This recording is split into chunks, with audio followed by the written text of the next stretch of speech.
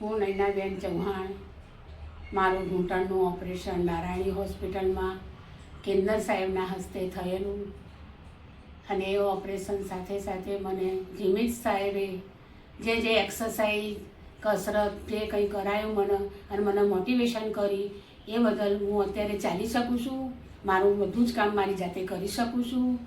અને એમને મને જે મોટિવેશન કર્યું એમનાથી મને ખૂબ ખૂબ સારું છે.